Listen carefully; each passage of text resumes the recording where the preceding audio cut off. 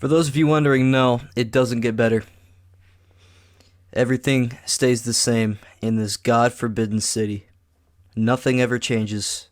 Maybe once, just once, the curse will be lifted on this awful, awful franchise, but that day is not today. And that day has not come on a single day in the last month, actually. Our last victory, September the 22nd, 2022. Today, October the 23rd of that same year. It has been 31 days since the Cleveland Browns have won a football game. That is incredible. That is a feat that few teams have accomplished this season. I believe that the Lions are also one of them, another poverty franchise. So, seems that we are suffering from failure, as per usual, snatching defeat out of the jaws of victory, something only the Browns and a couple other poor teams are used to. But here we are again, back-to-back Sundays. Last week I was here on a more of a desperate occasion, more of a blowout actually. I'm not as disappointed this week. We did a little bit better, but it's the same result at the end of the day. Unfortunately, there is still a lot to fix. There is still so many chemistry issues on this football team. I don't even know where to start at this point.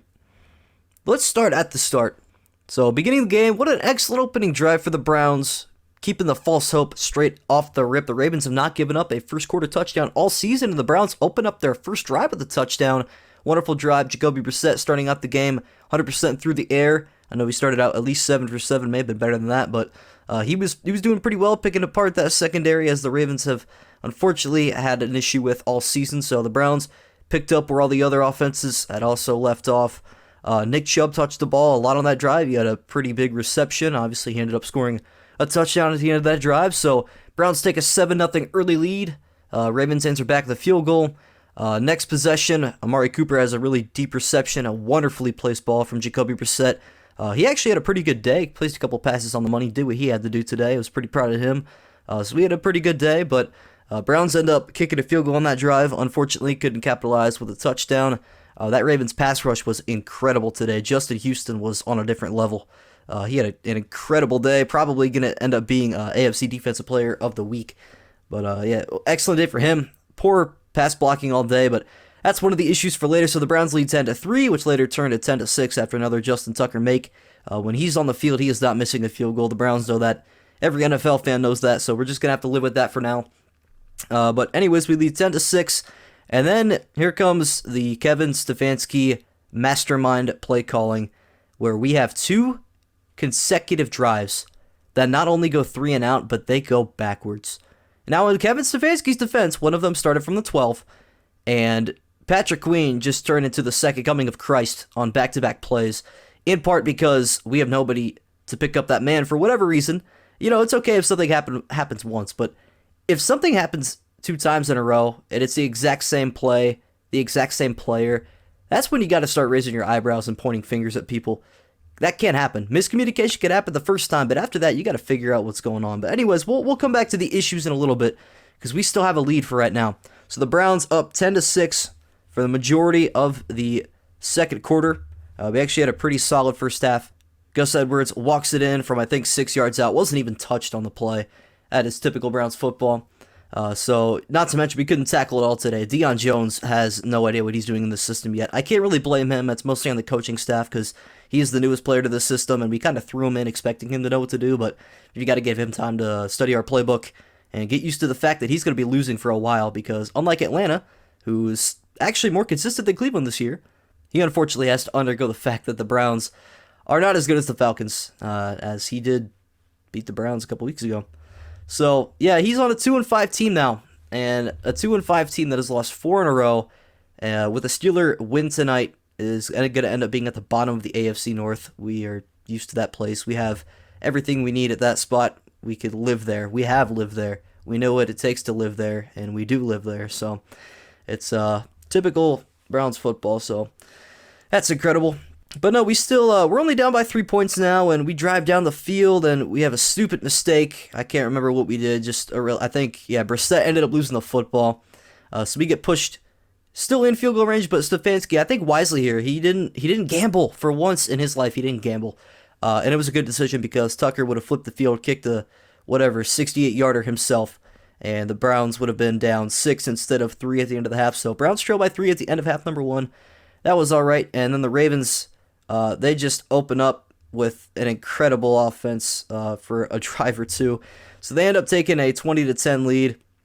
Pretty disappointing on the Browns' part, but that's kind of expected when Joe Woods is your defensive coordinator. Although our defense looked pretty solid today against a really strong Raven offense, I'm not very disappointed in our defense, especially with some key pieces missing with Denzel Ward and others. I actually was pretty proud of how the defense played today. So the Browns now trail by 10 points. The score 20-10. We drive the field, kick a field goal. That was nice. Ravens end up getting a field goal back. Then a little bit later, Nick Chubb finally starts to touch the ball more. He gets a 21-yard carry, setting up first and goal, and Kareem Hunt would walk in a couple plays later, making the score 23-20 with just under 10 minutes left to play. And here's where the issues start. 3 third-and-1s in a row where the Ravens pick it up. Now, 1 first down on 3rd and 1, I understand. Even 2, because Mark Andrews had a rush, which I think he's only had 2 this season. That was a confusing play. That was a pretty good play call for the Ravens offensive coordinator, which I know who he is, so that is very shocking for me to say that in the same sentence. But, so the Ravens get 3 3rd-and-1s in a row, which is extremely frustrating. But luckily, our defense comes up clutch. They force a turnover late in the 4th quarter, exactly what we need. We got enough time to drive down the field. Just over, I think, 3 minutes left to play. We got a timeout. We got the 2-minute warning, only down by 3, just needing a field goal. And, we get it to 3rd and 5 after a Nick Chubb carry because giving him the football equals good things. And I will reap on that in a moment. 3rd and 5, Jacoby Brissett finds Peoples-Jones on a beautiful pass down the field. So the Browns just outside of field goal range, but honestly, they were pretty much in York's range after week 1. We saw what he could do with his leg. The Browns in field goal range at this point. A couple plays later, Amari Cooper finds a touchdown pass down the right side, but just one issue he pushed off. He absolutely did, and he absolutely did not have to, but he did anyways. So the Browns have 6 points wiped off the board, rightfully so in my opinion, and that moves the Browns out of field goal range, but luckily Jacoby Brissett, I don't know what switch flipped in his mind, but he was out of his mind on this last drive. He had a couple of plays, I couldn't believe he didn't get sacked. He got out of it, picked up yardage, or ended up getting rid of the football, but he played very, very well today. Good bounce-back game after an awful performance last week, but pretty proud of him. So we end up having a 55-yard attempt, and here is where the beautiful, beautiful ref ball comes into place. I listened to this live, but I couldn't see it, so I couldn't tell if it was a good call or not.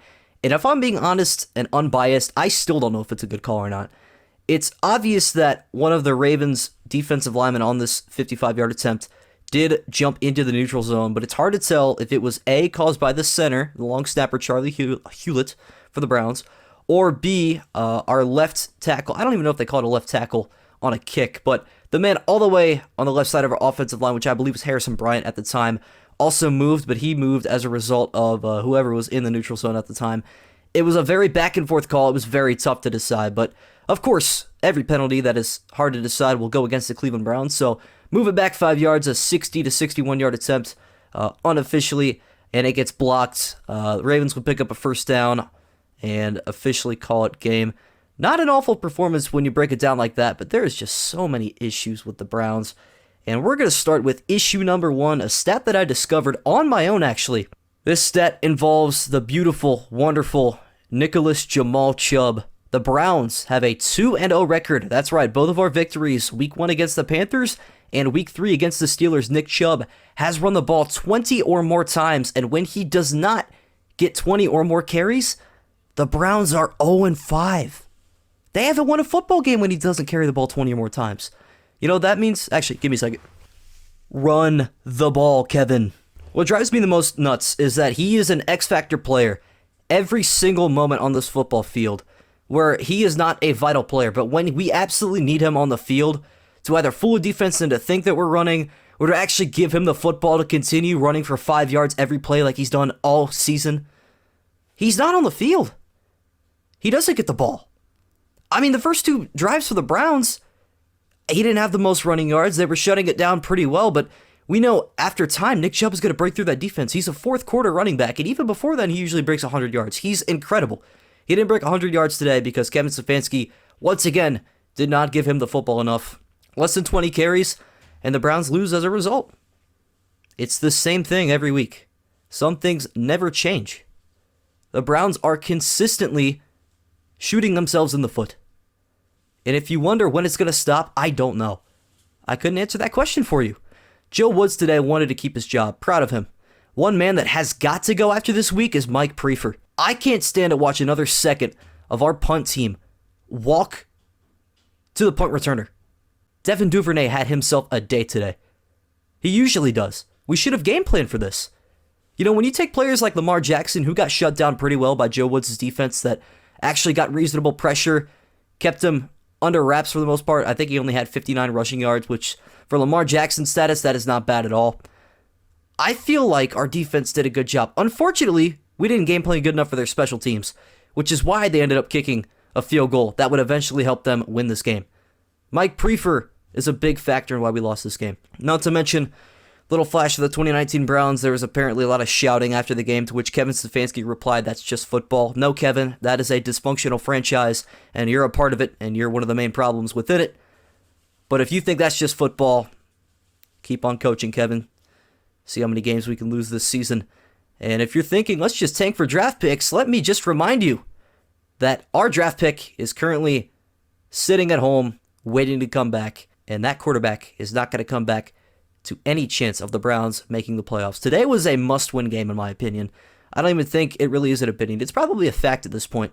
With the Browns win today, regardless of what the Bengals did today, which they ended up beating the Falcons, dismantling them, that Joe Burrow-led offense is going to give us problems next week, but that's for next week, and today is for today.